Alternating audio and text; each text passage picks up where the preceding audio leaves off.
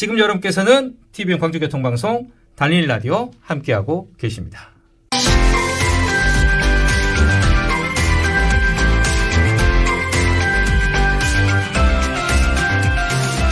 교통백과사전. 이 시간은요, 교통 관련 다양한 주제들로 애청자 여러분과 함께합니다. 월요일 첫 시간인데요. 교통사고 처리와 관련된 알아두면 좋은 정보들 저희가 전해드리도록 하겠습니다. 네, 자 오늘 월요일이잖아요. 네. 오늘은 백주민 손해사정사님 전화 연결돼 있습니다. 네, 만나보도록 하죠. 안녕하세요. 네, 안녕하세요. 네, 반갑습니다. 네. 네, 예, 매주 월요일 저녁에 인터뷰로 인사드리게 된 한국손해증사의 백주민 부회장입니다. 앞으로 교통사고 중심으로 이 시간에 짧지만 강력한 팁을 전할 수 있도록 최선을 다하겠습니다. 네. 좋습니다. 예. 일단 교통사고와 관련된 거기 때문에 애청자 여러분들 알아두시면은 좋은 정보가 될 것 같습니다. 사실 사고라는 게 피할 수 있으면 좋겠지만은 내 의지와는 달리 또 이렇게 사고를 당할 수도 있거든요. 그렇죠. 그런데 우리가 대처라도 잘하면은 훨씬 상황이 나아질 수가 있습니다. 좋은 꿀팁들 앞으로 잘 부탁드리도록 하겠습니다. 네, 알겠습니다. 자, 오늘은 어떤 얘기 해주실래요? 올해부터 자동차 보험이 약관이 변경되어서 네. 경상 환자에 대해서는 4주로 치료가 제한되면서 4주를 초과해서 치료받을 때는 이제 의사의 진단서가 추가로 필요한 상황입니다. 그 부분에 대해서 좀 말씀을 드리고자 합니다. 그러니까 예. 방금 말씀해 주시는 게 올해부터 경상 환자를 4주로 치료를 제한한다 이렇게 말씀해 주셨어요.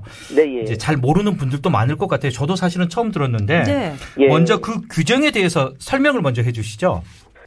교통사고를 한 번이라도 경험하신 분들이 계신다면 사고 나면 주치의의 수견에 따라서 치료는 언제까지라도 가능한 걸로 생각하시는 분들이 계실 것 같습니다. 예. 그런데 이제 경상 환자에 대해서 오랜 장기화된 치료가 이제 사회적인 문제가 되다 보니까요. 금융감독원에서 이제 올해 약관을 시행하면서 경상 환자에 대해서는 4주까지로 치료를 제한하고 만약에 4주 이상의 치료를 요할 때에는 주치의의 진단서를 반드시 제출하도록 이렇게 규정을 바꿨습니다. 우리가 흔히 얘기하는 이런 표현을 써 나이롱 황자라고 그러잖아요. 그래서 정말 오랫동안 병원에 이렇게 이제 계시는 분들 때문에 이로 인해서 보험료도 올라가고 이제 사회적 경제적 이제 효과가 나쁘다라는 얘기잖아요.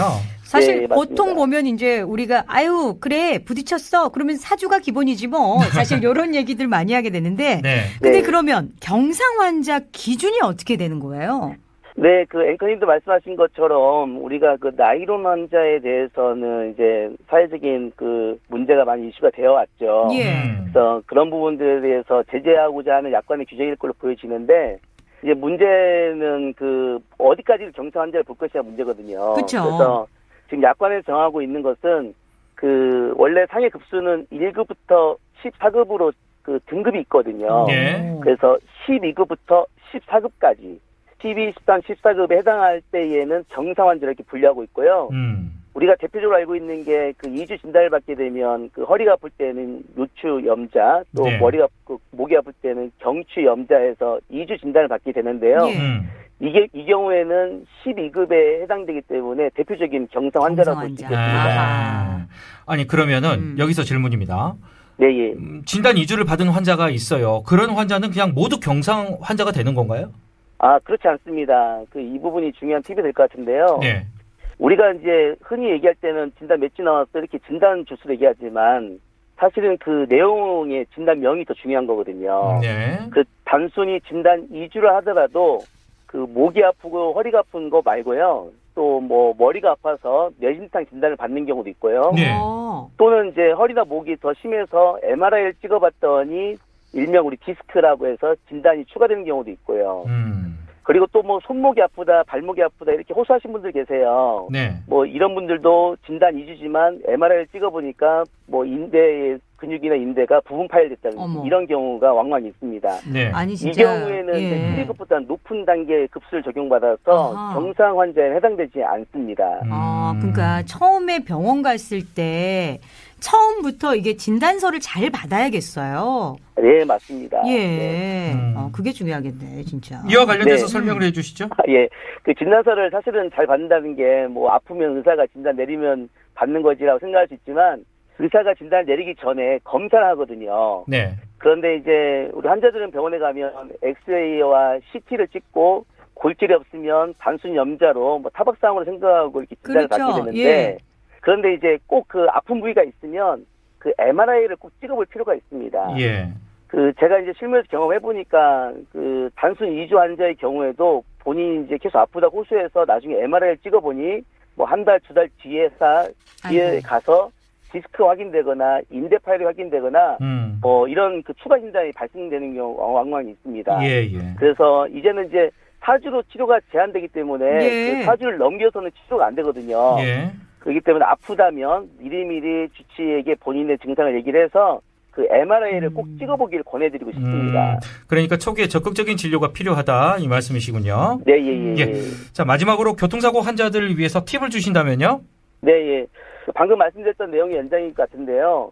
우리가 이제 교통사고가 나면 뭐 차량 범퍼가 파손돼서 견적이 1, 200 나왔다. 이 정도는 사실 큰 사고로 보기는 큰 사고는 아니긴 하거든요. 맞아요. 하지만 견적이 500이 나왔다, 1000만 원이 나왔다, 넘어간 경우들이 왕왕 큰 있습니다. 사고죠. 예. 네. 이런 경우는 그 본인 진단 2주가 나오고 골절이 없다 하더라도 그 치료 받을 때 간과하지 마시고 꼭 본인의 아픈 부위를 좀 더 세밀하게 살펴보고 그런 부분들에 대해서 주치의에게 본인 아픈 부위에 대해서 그 주장을 하시고 꼭 MRI를 찍어달라고 촬영해달라고 요청을 하셔야 됩니다. 이런 적극적인 요청을 해야지만이 그 MRI를 촬영할 수 있고 또 그 이후에 진단서가 단순히 2주를 하더라도 내용이 달라질 수 있고요. 네. 그래야지만이 4주를 넘어서도 충분히 치료받는데 문제가 발생하지 않을 수 있습니다. 예.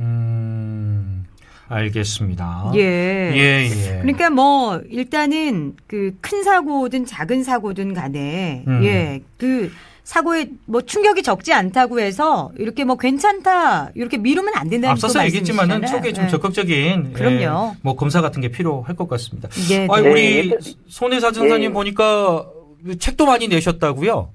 예, 감사합니다. 네, 한 3권 정도 이렇게 그 교통사고 환자들 위해서 책을 냈습니다. 책 제목 잠깐 뭐 알려주신다면 많은 도움이 될 것 같습니다. 네, 뭐 첫 번째는 이제 뭐 손에 잡히는 보상 이야기라는 교통사고 이제 보상 이야기로 시작해서요. 네. 그리고 치료받고 합의해도 될까요? 또 이번 최근에 이제 발간한 것은 이제 보상 에세이에서 좀 더 쉬운 내용으로 그 교통사고 환자들을 위한 내용을 담았습니다. 예. 알겠습니다. 예. 도움이 되시는 분들이 있을 것 같아요. 그럼요. 그러신 분들은 이 책을 통해서 한번 보셔도 괜찮을 것 같습니다. 아니 저희 이제 매주 월요일마다 이렇게 또 저희 인터뷰 하셔야 되잖아요. 예, 항상 감사드리고 또 다음 주 월요일에도 잘 부탁드리겠습니다. 네, 알찬 내용으로 잘 준비해서 인터뷰하도록 하겠습니다. 네, 오늘 고맙습니다. 고맙습니다. 네, 감사합니다. 네. 야, 근데 정말 꿀팁이에요. 올해부터 이제 자동차보험 경상 환자에 대해서 이제 4주로 치료를 제한한다는 거. 네. 예, 그렇습니다. 많은 분들 또 도움이 되셨으면 좋겠습니다. 지금까지 백주민 손혜사 정서와 함께 했습니다. 네.